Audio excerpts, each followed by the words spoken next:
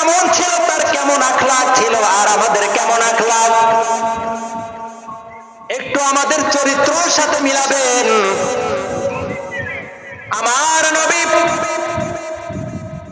তিনি কখনো মেহমান ছাড়া খাবার খাইতেন না। একদিন আমার নবীর বাসায় একজন ইহুদি অমুসলিম বিজাতি মেহমান হয়ে আমার নবীর বাসায় আসলেন। আমার নবী তার সাধ্য মতো তাকে সুন্দর সুন্দর খাবার দাবার খাওয়ালেন, সুন্দর বিছানা করে দিলেন রাতে আরাম করার জন্য। যতটা ভালো ব্যবহার, যতটা উত্তম ব্যবহার নবী আমার ওই ইহুদির সাথে করলেন। ইহুদির বাচ্চা তিনি চিন্তা করলেন আজকের সুযোগ নবীকে অপমান করা, নবীকে বেইজ্জতি করা, নবীকে কষ্ট দেওয়া আজকেরই বড় সুযোগ। নবীজি রাতের বেলায় ঘুমিয়ে গেলেন। সকাল বেলা তিনি যখন মেহমানের খবর নিতে গেলেন, তিনি তাকাইয়া দেখে ওই মেহমানের বিছানায় মলত্যাগ করে নষ্ট করে ওই ইহুদির বাচ্চা চলে গিয়েছে। নবীজি মনে মনে চিন্তা করলেন, আরে আজকের যদি রাতের বেলায় আমি আমার মেহমানের খবর নিতে পারতাম তাহলে আমার এই মেহমানের কষ্ট হতো না।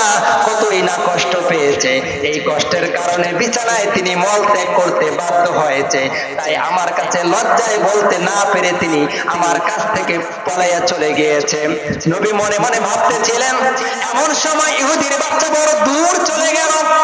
তিনি খেয়াল করে দেখলেন আমার দামি একটা তরবারি ছিল, দামি একটা তরবারি, ওই তরবারিটা আনতে তার মনে নাই। তিনি চিন্তা করলেন নিঃসন্দেহে আমি ওই নবীর বাড়িতে রেখে চলে এসেছি, যাই আবার ওই তরবারিটা আনতে যাই। তরবারিটা আনার জন্য তিনি আবার নবীজির ঘরে চলে গেলেন।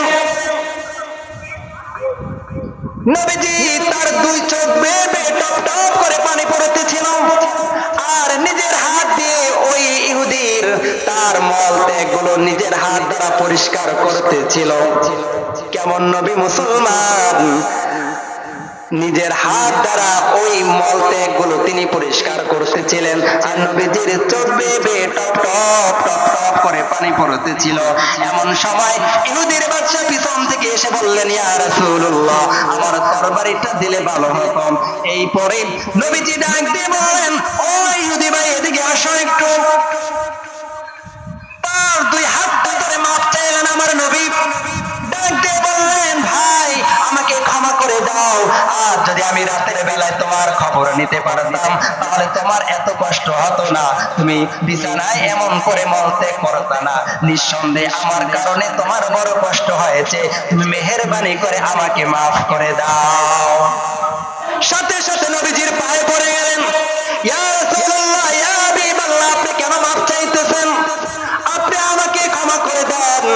আমি ইহুদি, আপনাকে বেইজ্জতি করার জন্য, আপনাকে অপমান করার জন্য, আপনাকে কষ্ট দেওয়ার জন্য আমি ইচ্ছা করে মল ত্যাগ করে আমি চলে গিয়েছি। ইয়া রাসূলুল্লাহ, আপনার মতো এত সুন্দর চেহারাওয়ালা, এত সুন্দর একজন নবী দ্বিতীয়তে আর কেউ হতে পারে না।